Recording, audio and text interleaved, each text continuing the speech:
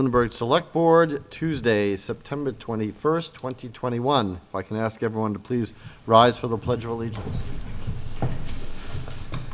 I pledge allegiance to the flag of the United States of America and to the republic for which it stands, one nation, under God, indivisible, with liberty and justice for all.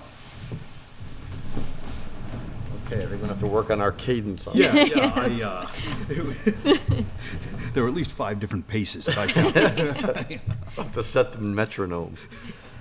All right, in accordance with the requirements of the open meeting law, please be advised that this meeting is being recorded and broadcast live over the Lunenburg Public Access channel on Facebook Live on the Public Access Facebook page, and will be uploaded to the Lunenburg Access YouTube page after the meeting has concluded, well, within 24 hours after the meeting is concluded.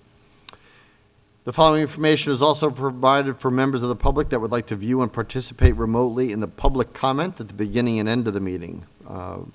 If you are using a computer, a tablet, or a smartphone, you can use the Zoom app, and tonight's webinar ID is 909-174-0347. If you would like to join and do not have one of those devices or wish to use the telephone for whatever reason, you can dial 888-475-4499, and again, the webinar ID is 909-174-0347. The posted agenda lists all the topics which may be discussed at the meeting and are those reasonably anticipated by the chair. Votes may be taken as a result of these discussions. Not all items listed may in fact be discussed, and other items not listed may also be brought up for discussion to the extent permitted by the open meeting law. Do I have any public comment this evening from the board? I have something. Mr. Marino. I just want to make an editorial correction from last week. We had a discussion with the TC Passio's building committee, and don't even know because I probably sundowning this time of night, but I used the word malevolent when I referred to the voters, and what I meant was ambivalent, undecided. That's what I meant. And if anybody listened to the conversation, they would have picked up on the context of what I was trying to say. So I don't make any apologies. I'm just making an editorial note that that's what I meant. And of course, public comment being what it is, I had a citizen come on at the end of the meeting and throw a shot at me about that. And I really didn't appreciate that, because if they'd listened to the context of the meeting, they would have known what I was talking about. And I even brought up the fact that there was several votes on that building across the street, which I'm sure we're going to get into tonight. And the votes went both ways, every single time. Yes and a no, and a yes and a no. And the same with the TC Passio's building committee. The Warrant articles seem to be going back and forth for the last several years. Building reuse, trying to give the selectmen the authority to sell buildings, which that got tossed, and so on and so forth. So call it what you will, but that's what I'm going to leave it as. Thank you. Any other board comments? None. I have none. Any public comments? No. Announcements. It's a comment or an announcement. So I want to thank. Yesterday morning at breakfast at the Eagle House, there was a volunteer appreciation breakfast. Unfortunately, because of work, I was not able to attend, but I did want to acknowledge first the Eagle House having the event and all the people who did attend. Michael Ray, as vice chair from the Board of Selectmen, did attend the meeting. And so much of what we do in town is volunteer driven. We have excellent volunteerism in the town, especially when it comes to helping people out in all different aspects, whether it's a natural disaster, whether it's a personal injury and medical issues, or people in need in general.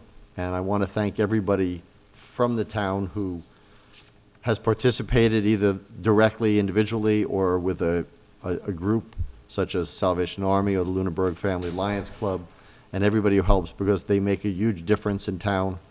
I think I speak on behalf of the board, know that the amount that they work and the amount of effort they put in to help and the impact that what their work has on the people in the town. So on behalf of the Board of Selectmen, I want to thank everybody who came there. I'm sorry that more of us couldn't attend because of the hour of the meeting, but you are all very much appreciated, and I hope you continue all the good work, and thanks to the Eagle House for hosting that volunteer appreciation. Second announcement, we have been asked, everybody on the board should have received an email today from the town manager, but we have been asked to attend an acknowledgement of the Little League, the Lunenburg Little League team who were division champs and made it into the state championship round, and they are going to be honored at 6:30 at the turf field before the Friday football game. So we have been asked to attend there. I am going to do my best to attend, but all the representation we can get would be excellent. And we've also invited them here for October 5th. That invitation has to go out, the date has to go out, but Okay, future meeting. Yeah, we're looking at a future meeting, either the 5th or the 12th, hopefully, to acknowledge them here at a selectmen meeting, or at a select board meeting, I should say. Any other announcements? Yes, the community outreach meeting is September 28th at 7 p.m. in this meeting room, and can also be attended via Zoom. That publication has been published in the Lunenburg Ledger, as well as should be on cable and the website with that information.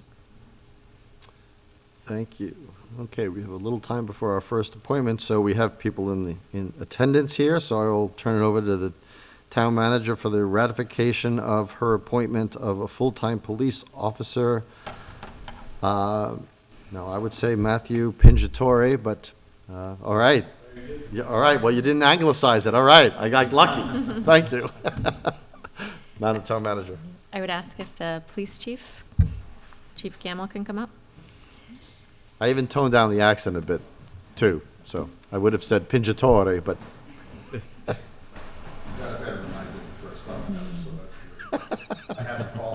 I'm a fellow Italian, what can I say? Thank you, Mr. Chair, Madam Town Manager. Thank you for allowing me to present to you Matthew Pingatore as our appointment for the next full-time police officer. Matthew is a lifelong resident of Rutland, graduated from Wachusett High School. He graduated from Fitchburg State with a Bachelor of Science in Criminal Justice. While at Fitchburg State University, he maintained a 3.69 while playing collegiate baseball for FSU, completing all 4 years. He received several awards, including Athletic Honor Society and the 2020 Athletic Leadership Award. Matthew was also a National Strength and Conditioning All-American while at school. Through his background, he successfully completed the background investigation, the pre-employment physical, and the psychological examination. It's great to bring him here. Matt was an intern with us at the department previously, and I believe you had read this in my letter that our public safety coordinator described him as one of the best interns we've ever had. Not to put him on the spot and make sure he lives up to this, but by all accounts, through the background investigation, the same theme was found throughout. Hard worker, great leader, great person, would make a great police officer. One of the statements really stood out to me was Matthew's strength and conditioning coordinator coach at Fitchburg State University. He said, "If my 2-year-old grows up to be anything like what Pingatore exhibits, then I know my wife and I did a great job." That statement in itself encompasses a lot, and it says a lot about Matthew's character and how he is. In the short time that I've known him, I would have to agree with that statement. We've had conversations while he was an intern. He's reached out to me on several occasions on advice on college and what he should do and where he should be. And I appreciated that. For him to have that type of confidence in me, to speak with me about that, it shows a lot about his character. Matthew continues to volunteer his time with youth and AAU baseball as a coach and has been doing so since 2019. He had volunteered for several events such as Community Youth Group in Rutland, Team Impact, and was a bell ringer for Salvation Army. So I know we're always looking for that in town, so I know we can get him out here for that. As he becomes acclimated to the community, I can foresee him becoming volunteer coach or coach and helping out with different organizations here in town. I can see Matthew growing in this community, and I can see him as a great fit for our department and a great fit for our community. I would respectfully request that Matthew Pingatori be appointed to a full-time officer effective December 5th, 2021, the day before the Boylston Academy is supposed to start. Thank you. Would you like to say anything? I would like to. Thank you.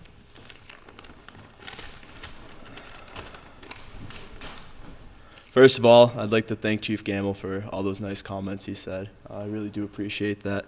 And also giving me this opportunity to stand in front of you tonight and hopefully get appointed.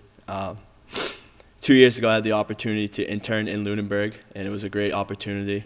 Just get my foot in the door in a police department, and especially in Lunenburg. Everyone was great at the department. Chief Marino was there at the time, and I got to meet him and then just all the other officers, and it was a great opportunity. And following that internship, I knew that Lunenburg was a town that I would like to work in, and I'm lucky to be standing here today, and hopefully we'll get to do so. Also, I'd like to thank Town Manager Heather and the rest of you for being here tonight.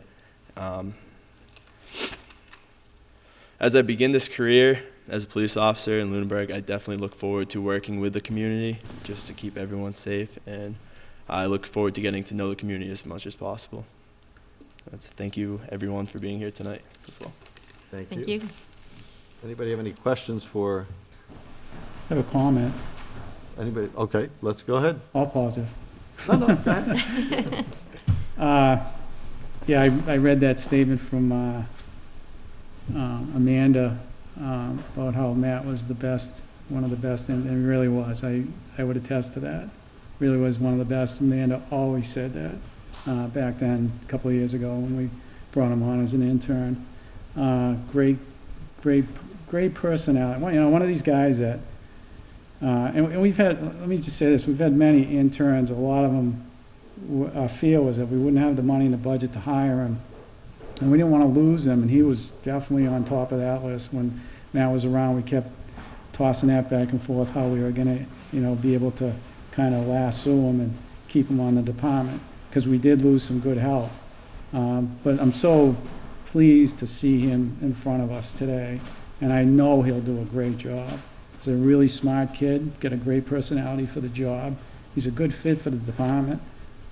So I wish you the best of luck. Thank you, I appreciate you. Yeah. That's not an example of you being ambivalent, is it? Or malevolent. Calling me evil? I'm not undecided. Matthew, I think everybody's trying their best to see how you react to all these wonderful things people are saying, so. Anybody have? I just want to welcome you to Lunenburg, and I'm continually impressed by the quality of people that our police force hires, and I'm excited for you to join. Thank you, I appreciate that. I just echo what the others have said, and having the endorsement of Chief Gamble and Jim Marino, that means a lot right there, so. Thank you. Yeah, so obviously that, the chief and the previous chief saying what they did weighs hugely. But I will say something that's different than a lot of people who have come before us when they got appointed to jobs, and that is nobody has a prepared statement, and nobody did it as eloquently as you did. And you know what? I think part of being a police officer in today's world is a lot of it is public relations. And I think that really stands out to me, because when I ask people if they have anything, they're usually very reserved, and they don't have anything. They'll just say hi and one thing. But I was very glad to see you have a prepared statement, and you spoke it so well. So I, too, look forward to you being a good member of the force for a long time, and I think they're both right, all three of them, that you'd make an excellent fit into town. And I, too, as Mr. Dwyer said, am really always impressed about the candidates that the department has been able to attract, and I think that speaks volumes about what kind of department it is that's been built over the years. So, Thank you. Mr. Chair? Mr. Marino, May I just make one more comment? you may. Just, this is more for the public, I mean, because we've had this conversation numerous times, but, you know, I can't emphasize the importance of bringing in people like Matt from the universities and colleges to work with us, because it gives us a snapshot of who we might be hiring in the future. Whereas, you know, different than somebody just walking in with a resume and an application, somebody we don't know at all. And I know we've had this, like I said, we've had this conversation a million times, and this is really what, you know, we did, and what Tom's been doing is trying to attract or try to hire people that, you know, we've gotten to know already. And I find that extremely important in this, you know, recruiting process. And it's hard today. It's hard to get help today. But having Fitchburg State close by too has been a huge help to us. So I encourage you to continue doing that. I know you will, Tom. And I kudos to you to, you know, grab Matt. That was a good hire. Thank you. Okay. Anybody else? I would entertain a motion regarding the ratification of the town manager's appointment of full-time officer Matthew Pinchatori. So moved, with pleasure. Second. I assume that means to appoint. I just said I'd entertain a motion, but I'm assuming that's to approve, right? Yeah. Okay. All right. Any further discussion? All those in favor, please say aye. Aye. Aye. Opposed? None. Congratulations. That will be effective, what was the date again? December 5th. December 5th, as requested by the chief and the town manager. Best of luck to you. Thank you very much. Thank you. Congratulations. Thank you. Congratulations. Good luck, Matt. Okay, 7:10, a meeting with the Historical Commission regarding the special town meeting warrant article. Mr. McGrath. Richard McGrath, 22 Cushing Lane, Chairman of the Historical Commission. I've been on the commission for 22 years, and in that time, 11 houses, historic homes, and buildings have been torn down through the demolition delay process. 3 before 1730 that were in good shape. At that rate, in 50 years, in 100 years, we'll lose 50 historic homes in this village. We found that people that applied for the demolition delay process were not engaged. They were waiting out the period and then doing the bare minimum to get the get approval, and then the houses would be torn down. That's when we had a 6-month delay. We instituted a 18-month delay, which was approved at town meeting. And since that time, we've had a big difference. People were more engaged, but there's still a disconnect between the commission and the applicant. Once the person applies, we don't hear from them again until the end, and when they submit their evidence that they've met the conditions of the demo delay. The language in the present proposed warrant from the commission is to begin more engagement between the applicant and the commission so that we can keep track of what's going on, that they're meeting the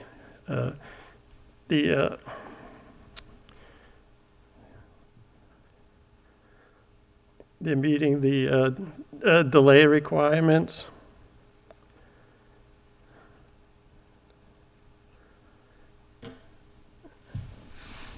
So that we're communicating with them through the process, which isn't happening right now. So we're looking for more engagement with the applicant so that we can guide them and hopefully get a better outcome for the proposed property, so that we get to save more of these houses. Mr. Laxo, Vice Chairman, has drafted the language for the proposed warrant, and he will answer any of your questions. I will open it up to the board. Has everybody received this and read the? Yeah. Okay. I think the big Yeah, Bill's coming up, I guess. So I gather, My apologies, but I couldn't hear a word he said. Oh. But He said glowing things about you, first of all. And he was indicating what he basically summarized what the purpose of the change is. very good. Mr. Chairman, members of the board, Madam Town Manager, I really didn't know what's expected of us here tonight and the purpose even for being here, but I'm assuming it's to sell this board on our proposal to insert an article in the agenda for the forthcoming town meeting dealing with, in this case, amendments to the existing bylaw over governing demolition delay. And I also want to thank the town manager for sort of guiding us through the process of getting us to this point. We have left the bylaws intact as they were last amended. We have some new amendments that we'd like to see passed. Because an example is, in a demolition delay currently, there are certain requirements requested of the owner of the property, such as selling the property, restoring it, finding someone to move it to another location. These, of course, are historic properties under the bylaw, over 75 years old, and so forth. But those requests of the owner to accomplish certain things, there's nothing to back up the requirement. In other words, we have an 18-month delay currently on a piece of property. The owner is not required to make any reports from time to time.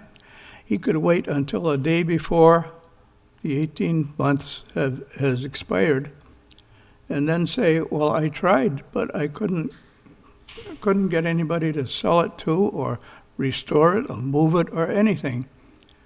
So we added certain requirements to solidify a reporting and be able to follow the progress throughout the demolition delay period. Now, does the board have copies of the? Yes. Okay. So, and I'm certain you've had plenty of time to review them. But as you can see, in italics are the proposed amendments. As I said, the original wording is not changed, no recommendations. These are simply additions. So in the case of a demolition delay, 540 days, we're saying things that the owner should immediately do to take care of it. Now, we have a property on 400 Howard Street that the last time I visited, several months after the delay was imposed, that the building had no protections at all. It was still totally exposed to the elements and unlawful entry and so forth. These are the things we're trying to do with the amendments that we've developed. And initially, we met with the building commissioner and the planning director. And yesterday, we met with town council. And town council suggested one word be changed, which we've done. And that is our story. What we've done at the very end, we've added number 4 to allow some flexibility to perhaps benefit the owner of property. That if we, the commission, think that he has made reasonable efforts over time to contact purchasers or to move it, so forth, and has been unsuccessful, we can review the case and allow him to proceed with demolition. So that is, in a nutshell, that is our case. And we'd love to see that incorporated as an agenda item on the town meeting, and that those precious words that the select board recommends approval would be very nice. Well, that's what we're here for, so. Thank you. Let's see if I'll ask the board, and we'll go down if anybody has any questions. Ms. Marino, you were starting. Oh, yeah. We looked at this last week and we all had sticker shock, and I understand now, looking at it, and after Mr. McGrath gave his presentation, that your frustration is that people aren't complying with the law, so you're basically up to fine to try to motivate them a little bit. Is that correct? Can't hear me? I'm having trouble hearing you. I'm sorry. And I have 2 hearing aids. Okay, my voice is horrible. Sorry. Yes, that's pretty much the idea. They're filling out applications now, it's quite common, and then we don't hear from them again till the end of the period. So Yeah.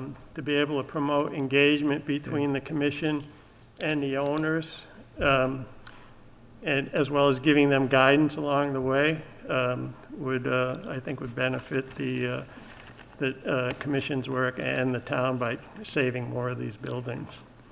And we had the experience in the past 2 years with 62 Elm Street. There was a development there with a 1750 house and barn on the property. And we were proactive in talking to the developer and getting him to try to sell the house. So we kind of stayed on him, but we'd like to have more back and forth. Being appointees, we don't have time to keep running around chasing people, so. As a routine administrative thing, we have already developed a form that the owner can fill out on as indicated, on a bi-monthly basis, telling us his progress to conform to the requirements. Now we've got something that is more constant in communication and so forth. So we know much better what is happening or what is not happening. And that'll benefit all of us. Okay. Mr. Dwyer. Thank you, Mr. Chair. I guess, as I read through the proposed changes, one thing that jumped out to me is just wondering what's going to trigger the issuing of fines.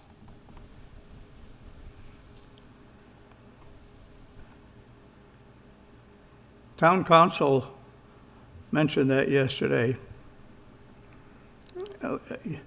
The answer is that we are very flexible. Whether the building commissioner, so forth. He said, you're very flexible on that.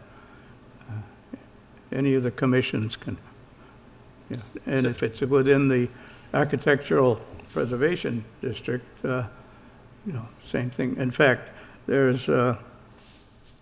we've coordinated a great deal, I think, with the bylaws of each. In fact, we discussed it yesterday that the commission bylaws, the historical commission bylaws, govern the town complete, but the Architectural Preservation Commission also has certain requirements, and they are properly meshed. So just to follow up, my interpretation of your answer is that if you have a developer or an owner who's completely non-responsive, that's when you're going to use your fining process as a That's last possible. resort to bring them back to the We have table. an option. Yes, yeah. that's a possibility. Town council said that has been used in other towns, so he was all right with that language. Says it's not commonly used, but it, you Yeah. know, it's, Yeah, and it's, it says that the bylaw is serious, right? It's not, Right. you know, people are just blowing it off, so. Well, and from my experience on the Conservation Commission, where we ran into some issues and used a finding procedure, it was that sort of impetus for the applicant to come back in instead of ignoring the commission to say, okay, we understand that we're not being responsive, and it got him back to the table. So Yeah, I support that. exactly. I just wanted to make sure that that's how it was going to be implemented. Yes, definitely. Thank you. Yeah. So before, on that note of the finding, which is section 3 that you're looking to add, that the Historical Commission doesn't issue the fine. So it's not in your power to issue the fine at all. It's within the building commissioner according to what you've written. Yes, So it's in their discretion, not your discretion. yes. Okay. We would request Yeah. the fine, and the building inspector is the enforcer. Okay. So as written, it also says that, and I'll just read it in full here, any person violating the aforementioned shall be subject to a fine or penalty in the amount of $300, with each day to be considered a separate violation. The enforcing authority for purposes of this bylaw shall be the Lunenburg Building Commissioner or his or her designee. So the aforementioned, any violating the aforementioned, well, I'm assuming, and please correct me if I'm wrong, that would be sections 1 and 2. If somebody didn't do something in section 1 or 2, and number 1 has 4 separate sections, and number 2 is its own, that any of those, if they didn't do any of those, they would be subject to the fine. Is that correct? yeah, the four steps that are indicated. Okay, I just want to make sure. So really, any violation would open them up. Whether or not the building commissioner actually fined them, they would be open to fining if they didn't do any one of those things. Yes, Yeah, Okay, open to finding, but as town council said, he said, rarely used, but it's there if absolutely needed, yeah, necessary. but, so I would say, and I'm sorry to preempt you, Mr. Franco, but I just wanted to touch this point. If you have something and you never use it, then it's the same thing, I would say, to the people who are subject to it. It's the same thing as not having it. I mean, we have jaywalking fines on the books too, but I can't remember the last time anybody got fined for jaywalking. So either the fine is used and it's meaningful, or it's there as a paper tiger and not used at all. it has the potential to be used. I think the average applicant wouldn't research how many times it's been used in town. Might be difficult to do. Well, certainly if you start finding somebody $300 a day, I'm sure a Google research would probably be worth the $300 a day to research how many times it's been enforced. So, and then of course you come up to the enforcement. So they can get fined, but what do we do? Who do we go to to collect? I don't even know. Do you know, Madam Town Manager? I mean, this is the problem with Civil. finding through bylaws, is collecting. Yeah, 4021D. Yeah, you'd have to take them to court, right? Yeah. Yeah. Well, you can write them a ticket under the 4021D tickets, probably, which is non-criminal in most cases. It's right in so in the bylaws, there's a vehicle for fining people under, these such bylaws. And the that's- process for enforcing and collecting, if they didn't pay that, Yeah. would be through the court system, I believe. Right. So we'd have to spend money to get whatever money we would need. Right. And then, of course, we come to the number. Again, I'm just focusing on this one thing because Mr. Dwyer brought it up first. I was going to bring it up anyway. I mean, where did the number come from? Is there any town or municipality in Massachusetts that fines people this amount for this violation? The language is common, he said. Town council said Right, but where that did you get language the is number? common. Why $300 a day? Why not $100 a day? Why not $1,000 a day? I mean, why 300? Yeah. I've seen it in in other towns. I don't know, I can't know off the top of my head which towns that was in. We envisioned it being for the most egregious situations, like Gito tore down a 1730 house that was in good condition on Shirley Road. They did demolition to the inside. They took out all the historic aspects, the mantles, the good wood, the stair balusters, historic details for sale without any permit. And then it was, they took all the windows out, and then the fire chief condemned the house because of what they had done to it. So that would be, But that wouldn't qualify under this. why not?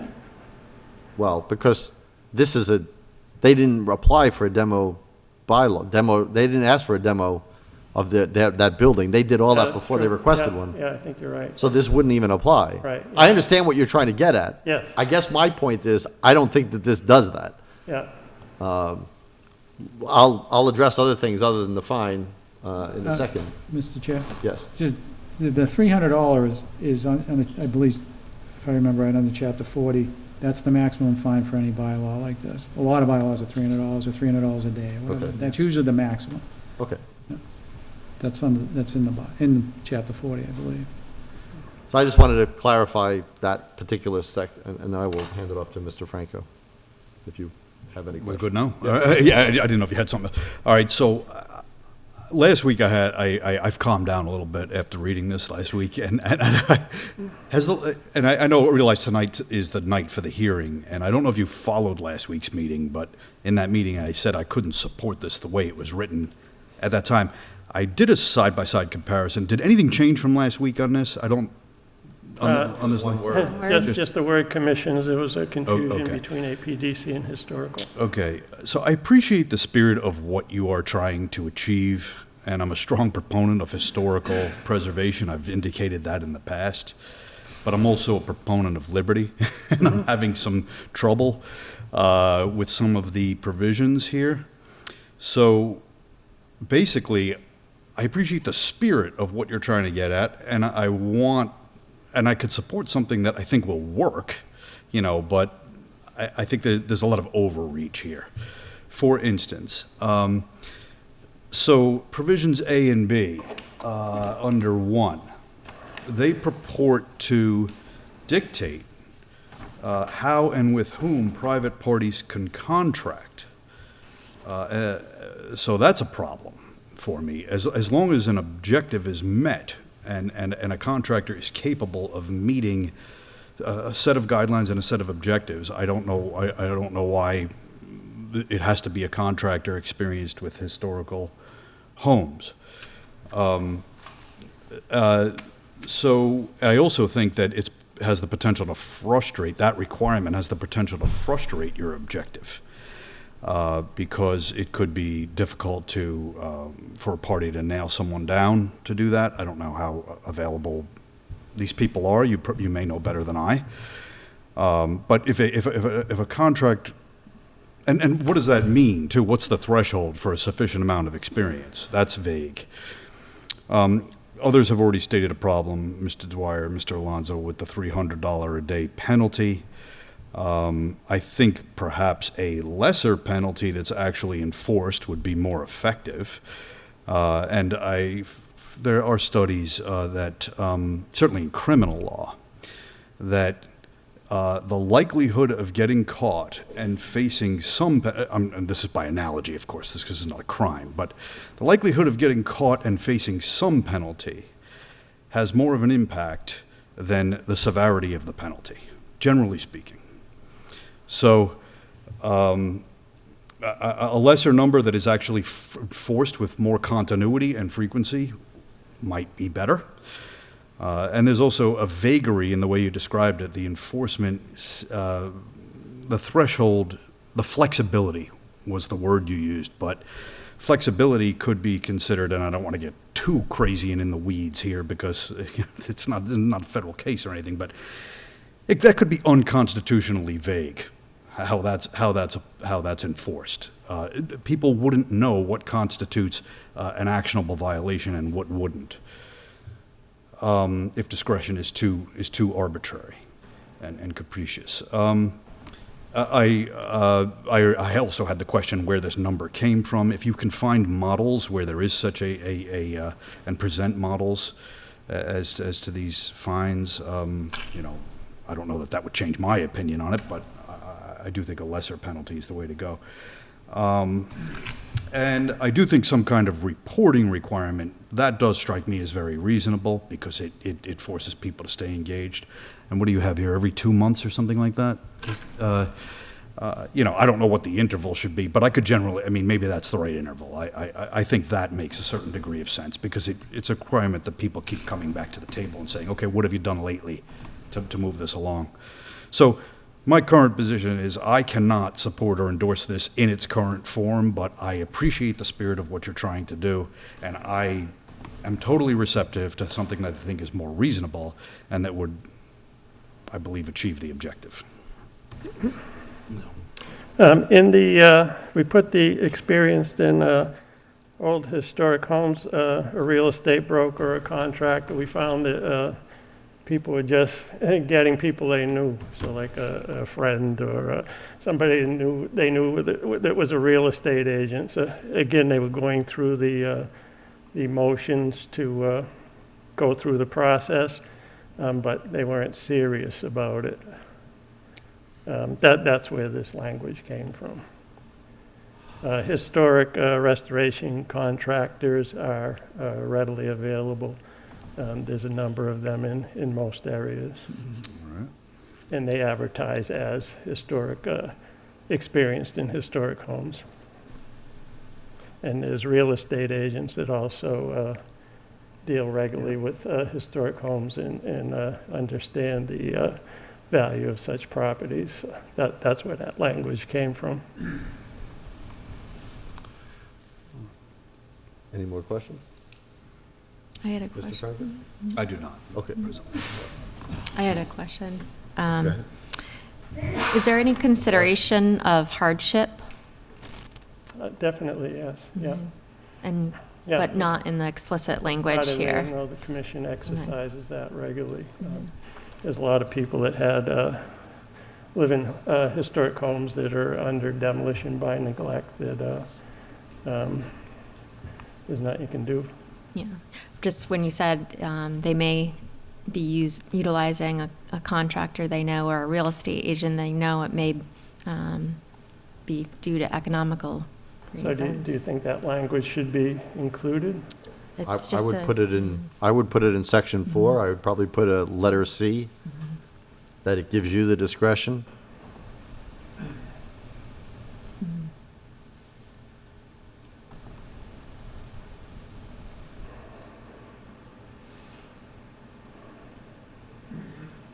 Excellent point. Yeah. Something this board has discussed in other scenarios, such Sure. as senior citizens and, other populations, especially in these economic times. So is there a consensus that we should just stick with the language as is and delete experienced and historic? Well, I don't think we haven't consensus anything. We're just, everybody's giving their opinions. Yeah.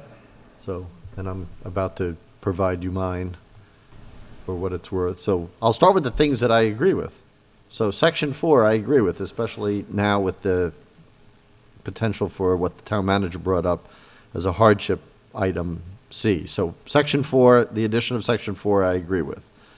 Personally, the wording that was just being discussed under subsection 1, letters A, B, C, and D, I have no problem with any of that. The problem, the first problem I have is the monetary fine, because I don't think the monetary fine gets you where you want to be. I don't think I'm assuming, and please, I guess I will ask the question before I assume. I'm assuming that you would prefer never to have to assign a fine, and that people just did what you asked them in providing a bi-monthly report with all those 4 items listed in it. Yes. Okay. Personally, what I would recommend is don't use money. What you're saying people have done, and the town has supported you in going from the 60 days or 90 days to the 540 days. Actually, it was what was it originally? It was 6 months. 6 months. Yeah. 6 months to 18 months. Yeah. So they tripled it in support of what you were trying to do. Yes. What people want who are trying to wait out the clock is time. Personally, I don't know if even this is allowed, and you'd have to go to town council, but I would probably offer that instead of a monetary fine, that every time they didn't provide the report, the clock stops. And it stops until you get us a report. So if you don't get us a report for a month, it stops for a month. If you don't get it for 3 months, it stops for 3 months. So it just keeps adding on, that you have to follow the bylaw or the time doesn't expire. That's personally what I would use as a leverage instead of money. Yeah, it's a good idea. I think it also stays within the spirit of what you're doing.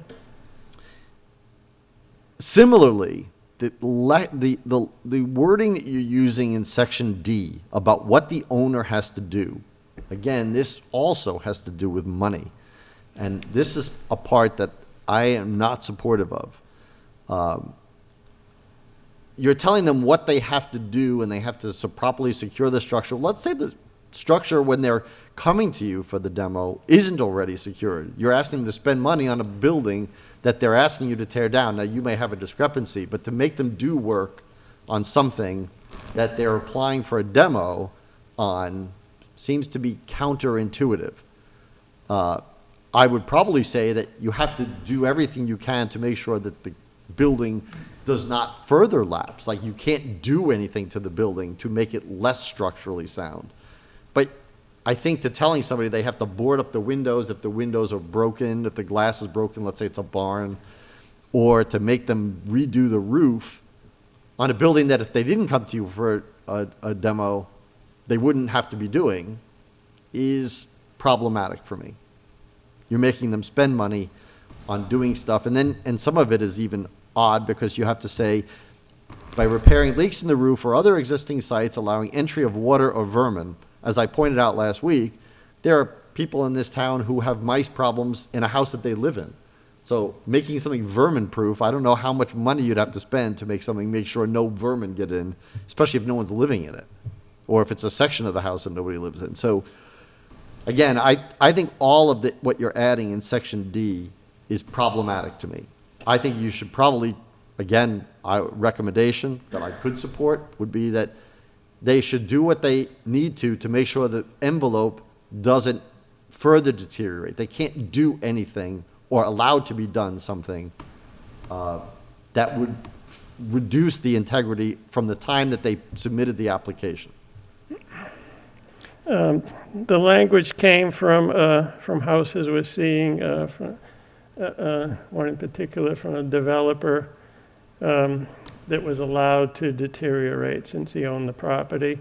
Water was getting in, the doors were unlocked, vandals walked in and destroyed the interior. So that the language came. Otherwise, he's allowing demolition by neglect by choice. So demolition, if he didn't do anything further, it would continue to deteriorate, and at the end of the period, it would just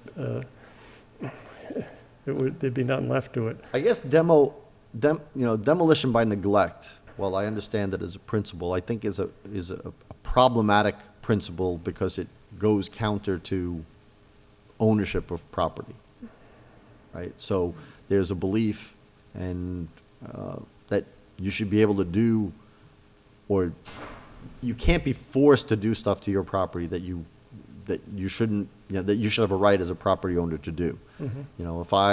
If we don't have them in this town, but I know some towns have, trying to think what they're called, aesthetic bylaws, that you have to mow your lawn or you have to do this. I mean, it's like, those are problematic to me because people have property rights. And so that if somebody's not asking to be torn down, but it's on their property and they don't do anything for it, I question the ability of the town, or not their ability, because obviously municipalities have broad powers, but exercising the ability to force somebody to do something is that doesn't, I could see it for safety reasons, like you have to demolish the building because it's a safety hazard. But if people have it and stuff is allowed to happen to it, like you just said, they leave doors unlocked or whatever, I mean, I don't know that there's anything really that is something the town by bylaw should be entering into. That's my personal belief. Doesn't it involve the town once they fill out an application, though? Well, that's the other problem I have. I mean, that's what I'm saying. If somebody didn't come and apply for the demo by the language that you've added in section D, they would never be subject to fixing any of this stuff. Right. So the fact that they're approaching the town is going to cost them money. So if you're trying to avoid demolition by neglect, then you wouldn't make them do stuff because that's just going to say, well, I'll just let it sit there forever. So the demolition by neglect is going to be somebody who cares about the property that they own and they see the value in it.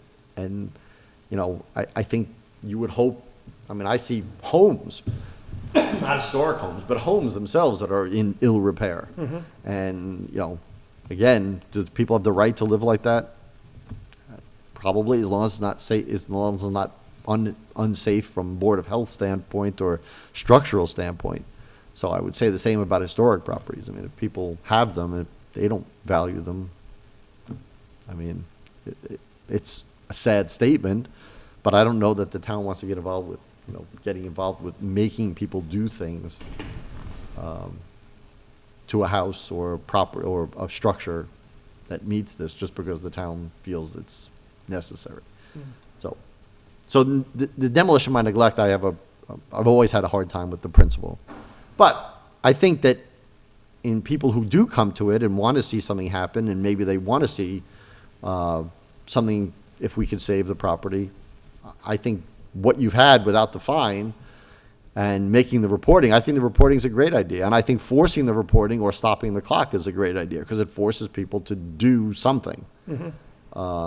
And presumably they're coming because they want something done. Either they want the building removed for one purpose or another. And if we can help it so that they can relocate it or have somebody else restore it, that'd be great. But finding them, I just don't, I think it's problematic for the town.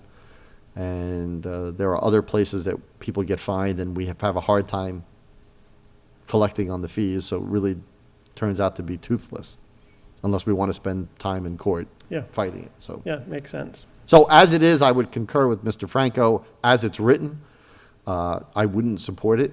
But with changes in some of the recommendations I gave, and I again, they're just mine, and I think you should take them back to your board. I could see myself supporting it with those changes. I think it's too much. I guess if I had to summarize, I'd say it's too much stick, not enough carrot.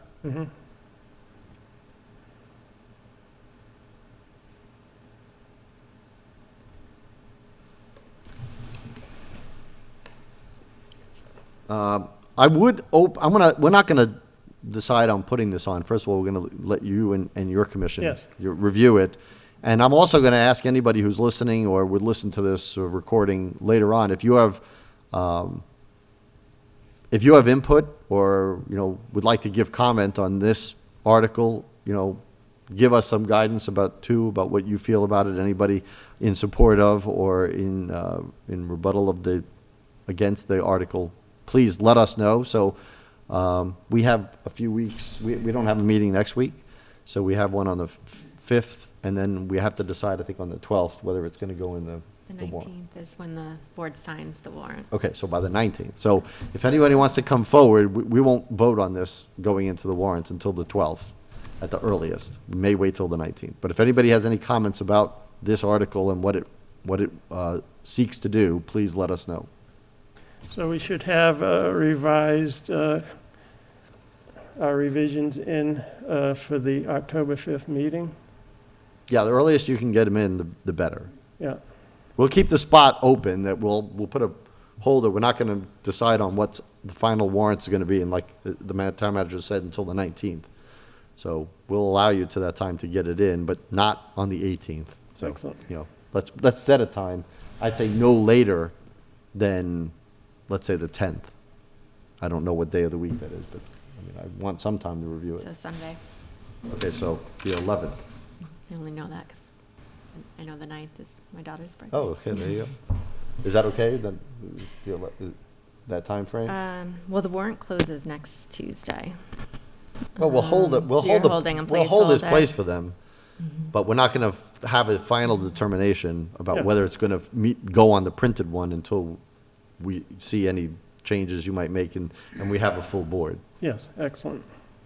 All right, good. If you are interested, you could listen to Mr. Jeffries, who's not here. He made his intentions pretty clear last week on the recording, so, but I won't vote until, number one, there's all 5 of us, and number 2, would like to ask public input about what they feel about the content as it stands. Great, thank you very much. All right? Appreciate it. Thanks. Thank you. Well, Mr. Pazio said. Mr. Passios. Sure.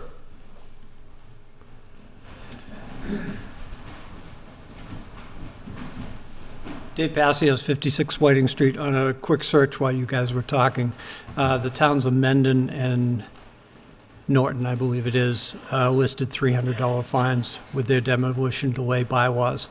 Also, I think your particular idea of, instead of the fines, resetting the clock, I think that's the one that would impact people most. Thank you. Yeah, Swansea and Westport, $3,000 a month, $5,000, or $1,000 a month, and $5,000 a month. Yeah, of course, they're on the books, but are they used? So, Just a point of interest. yep. Okay, interviews. So we have an interview, and thank you, Debbie, for holding on. We have an interview for an appointment for a regular member to the, I don't know what a regular member is, but to, of the Bylaw Review Committee. We have Deb Kristen from 100 Boucher Road. Very good, and you're not even French. Hey, well, I try to hit all the languages. Just don't give me anything in Sanskrit. I wouldn't even know it if I heard it. Throw some Russian at you. All right, so you want to be on the Bylaw Review Committee? That's right, I will. And If so that, Tell, for those of us for those people who are listening who don't know you, at least do a small intro and then tell us at the board why you want to be on the Bylaw Review Committee. well, I've been on several committees in town. I was on the Personnel Committee for many, many years. I was elected to the Housing Authority for about 10 years. I've been a soccer coach, the local ARC, their swim coach and things like that. I've been on other committees in town. And I can do that. I looked, they don't meet that much, so it's not that much. It's a very specific goal, and that's something I can do. And we did work on the salary admin plan, changing it when I was on the Personnel Committee, so I'm familiar with all those things. And what else? Oh, the last band concert, I heard Tom and Kathy talking. They were waiting for another person to be on it. That's how I knew there was an opening. Gotcha. And you weren't there. I would have sold you a 50-50 ticket. We were selling for the Boys and Girls Club. I would have bought one. I thought you were at their meeting because they were having a meeting, and then I found out you're not on the board anymore. So, but we made $200 all total for the band concert for them, so that was not bad. Excellent. Well, I will open it up to the board if anybody has any questions. No For questions. Ms. Kristen. I have none. No, I know you well, and I know you've served in all those even before your recitation of your committees and everything. I know you've served on all those. I think you have a good understanding of the town and how the town works, both in many different perspectives. So I think you'd be a great addition to the Bylaw Review Committee. Okay, well, thank you. All right. So, Jim hasn't been saying anything. I've known him the longest of all of you. excuse me. I knew his sister more, Jim Marino. I knew his sister Judy more than him. All right. He was- I would entertain a motion that on the appointment of Deb Kristen to the Bylaw Review Committee. Oh, so move. Second. Sleeping in. Okay. All those in favor, please say aye. Aye. Aye. Opposed? None. You are on, you know the drill. Go to the town Jill. clerk's office and get sworn in. Do you know the town clerk? Oh, she swears at me all the time. Thanks Did a I lot, say Debbie. that? You're not the Okay, only good one. night. Bye-bye. Good night. Okay, ratification of town manager's appointment of the seasonal cemetery laborer, Alexis Diamond. Yes, we take these both together, the seasonal cemetery laborer and Alexis Diamond, and the public access videographer, Madeline Ross. So the cemetery laborer was a recommendation from the DPW director and the HR director, and the public access videographer position was a recommendation from the public access manager and HR director. I had an opportunity to meet both young women for being their age, and they were very, it was apparent they're hardworking, ambitious, two young women, so I was very impressed.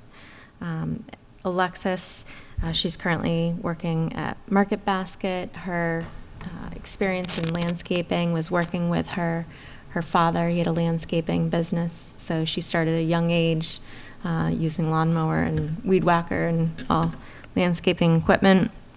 Madeline just graduated from Binghamton University with her bachelor's in cinema. Oh, wow. And Great. so she has a long list of experience of what she's done. She's wrote, directed, and been a videographer for a number of projects and won some awards. So they're both going to be a great addition to the town.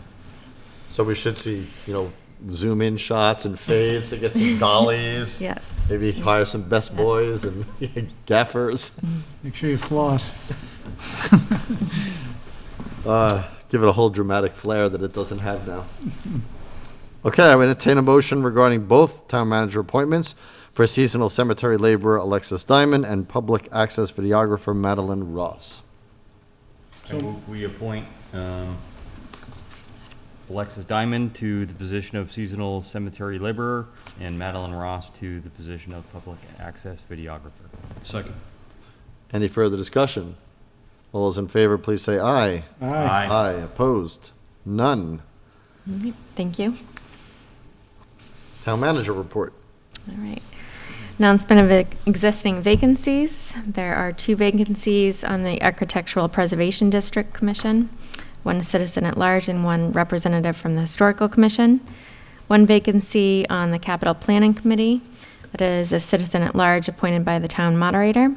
2 vacancies on the Commissioner of Trust Funds, which is a joint appointment between the Commissioner of Trust Funds and the Select Board until the next annual town election.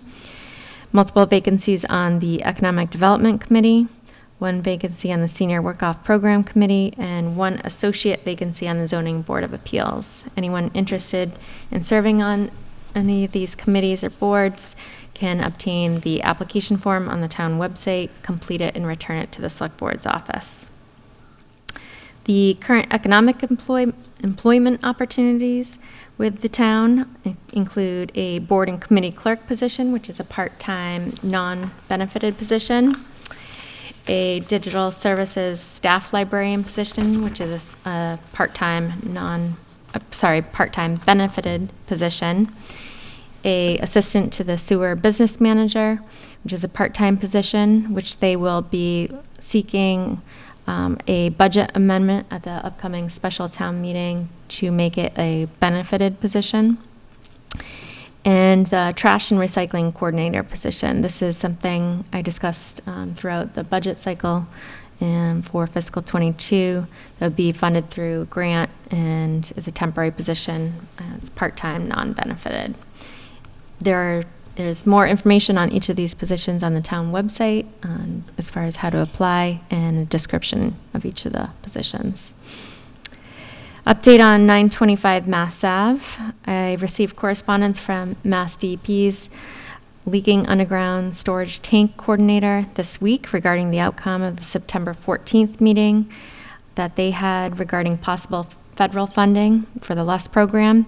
And he relayed that unfortunately, right now, it does not appear there will be additional LUS funds available for site-specific activities.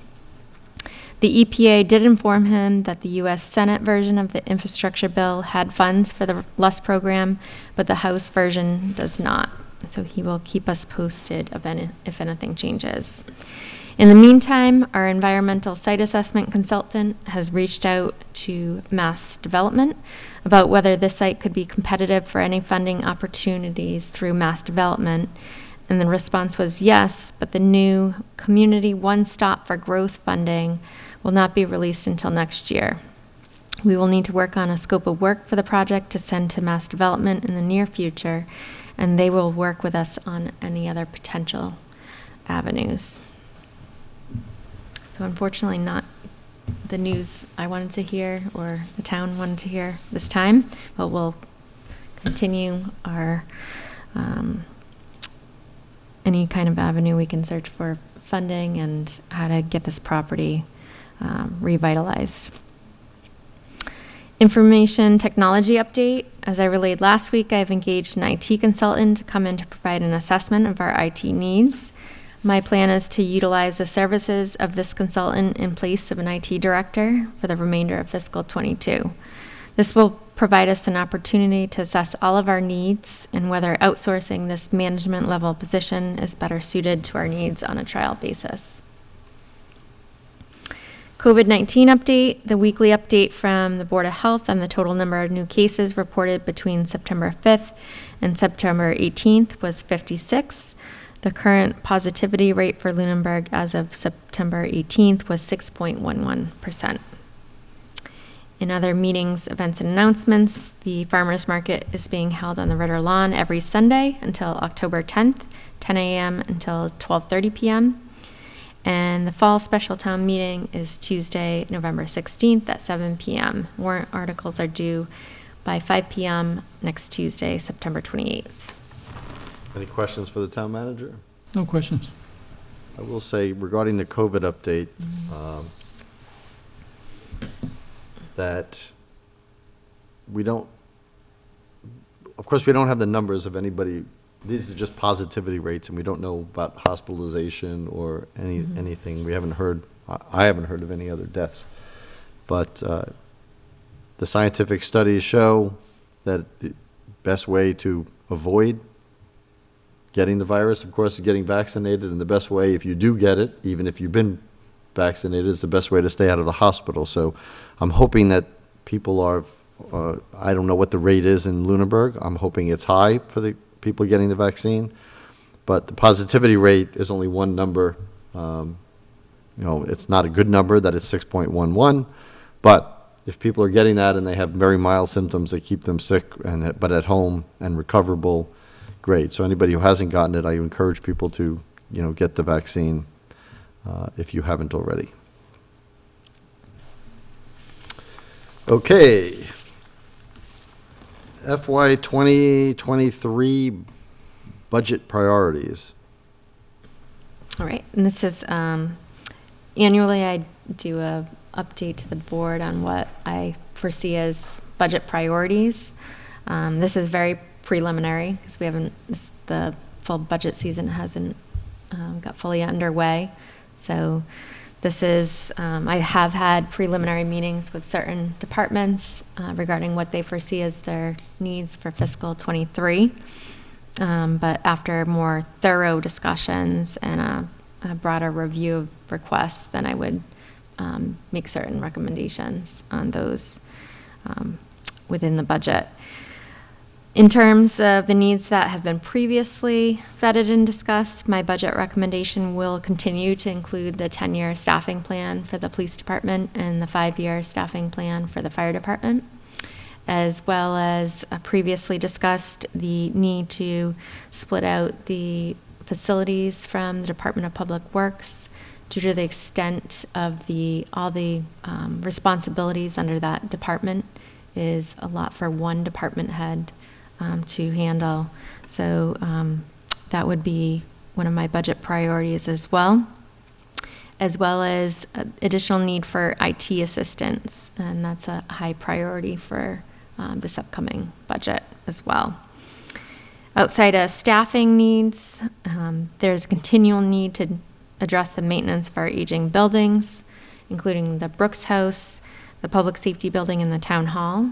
The Brooks House has been identified as needing the roof repaired, and the gutters, as well as the roof. The Public Safety Building needs an assessment of the windows and the HVAC system.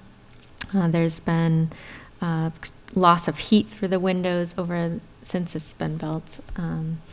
And the HVAC system has not worked properly for many, many years. And so that is definitely a priority for that building.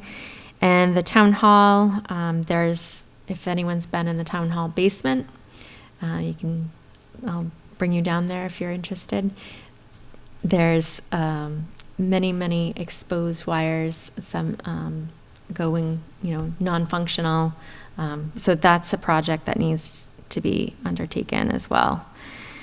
Another area that I would be recommending resources is to address IT infrastructure, training, and preventative measures that will protect the town.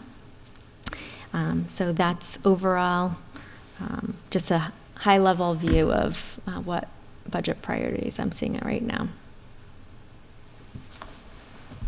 Any questions for the town manager on that? No questions. Do we have, we always,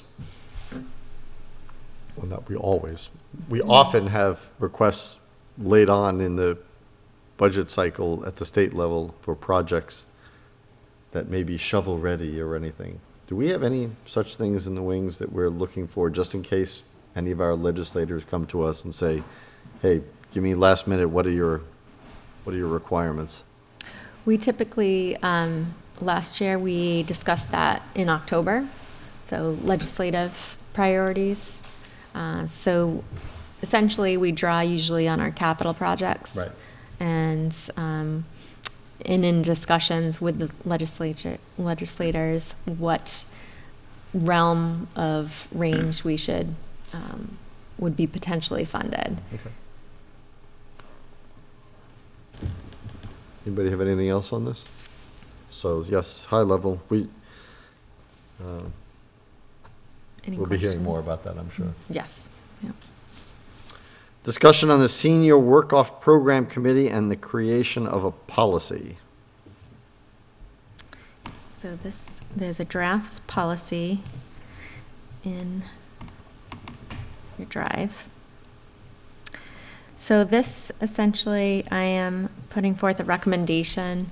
The Senior Work-Off Committee is composed mostly by town staff. Right now, the Assistant Town Manager is on the committee, the a staff member from the Assessor's Office and a staff member from the Treasurer Collector's Office, and one citizen is on that committee. So the role of the committee is purely administrative in function. It's not a policy committee. So my recommendation would be to dissolve the committee and adopt this policy where all the administrative functions of that committee can be undertaken internally with staff.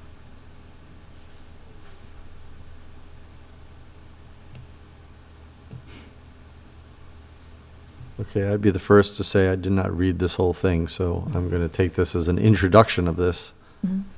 I don't know if anybody else has read it through. I read it. It was, Okay. seemed pretty boilerplate. I mean, the limitations seem within reason, the annual income and so on and so forth.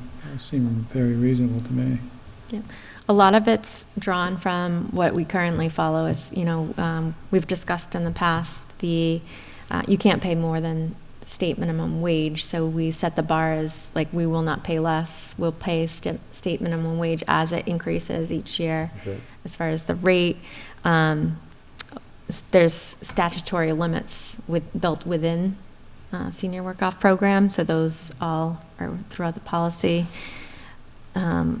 We reviewed a number of other towns. Most towns, it's an internal function of reviewing the applications, because if you meet the criteria, you're assigned to a department. There's Okay. not discretion to it. So for the most part, is this just codify, is this new policy just codifying what we do anyway and just making it more official? Yes. Okay. I'm always for that. It seems like having the HR director oversee this is very appropriate. Yeah. Okay, so let's, I want to read it through, but so we won't have to vote on it now. When do you need a vote on it? Do you want me to put it on the next Yes, October please. 5th? Yes. Thank you. Minutes, we have minutes. They were modified at the request of Mr. Franco, who brought out some I think anomalies. I think they were to be approved at the October 5th. Oh, Is October? that what? Okay, that might be true. Warrants, do we have any warrants? No warrants. No warrants, wow. Action items. Any action items? Committee reports, Mr. Marino, None. Mr. Dwyer, Mr. Franco. Yes, after cancellation of last month's Economic Development Committee meeting, that committee is scheduled to meet 6 PM, September 23rd, in the rear building.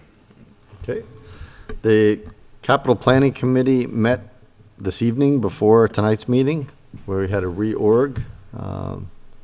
Mr. Leighton is the chair, Mr. Passios is the vice chair, and Ms. Bertram is the clerk. We are one person short. Mr. McQuaid did not re-up as a citizen at large, so we're going through the moderator to get a fifth person. We did talk about, got a recap from the town manager of all the open FY 2021 and FY 2022 projects, where they stand, and just to get an initial lay of the land as we go into the new budget cycle. And much as the town manager reported budget priorities, some of those being capital plans or capital projects, that was discussed with us tonight. So will be sending out the forms to the departments for their submittal back to us by October 14th, I believe. Yep. And then we will go through with meeting each of the departments and going through their capital requests and start the whole beginning. I guess we are like the precursors of the budget process, the capital planning committee. So FinCom meets this Thursday, right here in this building.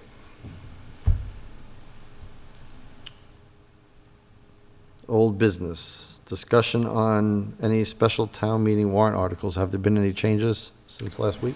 The Sewer Commission submitted 2 articles. The language for the easement from Lunenburg Central has been finalized. So that was E, Lunenburg Central easement article, and the sewer articles are F and G. Is it just enterprise? Yes, Raising sewer enterprise enterprise. fund? Okay, and then- That's to budget amendment for the assistant to the sewer business manager position. And And then they, transfer of yeah, funds, okay. transfer of funds to the sewer capital reserve stabilization fund, which they try to do every fall meeting. And the historical commission's article. And then the personnel. And the personnel committee submitted an article for amendments to the classification grid to add the positions of seasonal cemetery labor and alternate building commissioner, and a correction that was voted on in a previous town meeting. It was a PAC production assistant should be changed to PAC production technician. Gotcha. Any questions about any of these changes? These are all pretty straightforward articles. No questions. Okay, upcoming meetings. We do not have a regular meeting until October 5th, next week, at our usual time at 7 o'clock, although we don't usually meet on the last Tuesday of the month. We will be having the community outreach for Uma Flowers and that cannabis retail project. So they will have their community outreach program here. It'll be on Zoom and it will be live here, so if whichever you feel comfortable with. And they will give a presentation. They will entertain questions from people who attend remotely or in person. And on, as October 28th, just to give everybody a big heads up, just to what the chair of the FinCom reported to us last week, that we'll be meeting with the Finance Committee regarding Chapter 70 funding, and we'll have somebody from the state. Is somebody from the state coming to explain, or Not the maybe a states, I consultant? think from their association, I Right, believe. okay. Yeah. But somebody's going to be talking as a, you know, an outside speaker will be talking about Chapter 70 funding. Okay. So do we have any final public comment from the public this evening? Any final public comment from the board? So we have an executive session, and I would entertain a motion to enter into executive session pursuant to Mass General Law, Chapter 30A, Section 21, reason number 5, to consider the purchase, exchange, taking, lease, or value of real property if such discussion may have a detrimental effect on the negotiating position of the governmental body, and to adjourn the meeting after exiting executive session. This is a discussion we are having with the North County Land Trust Forestry Legacy Application. Wow, left me that to stay at the end of the meeting. So I would entertain that motion. So moved. Do I have a second? Second. It's executive session, so it's a roll call vote. Mr. Marino? Aye. Mr. Dwyer? Aye. Mr. Franco? Aye. And an aye from me. Good night, everybody. And until till our next meeting, take care of yourselves, take care of each other. Good night.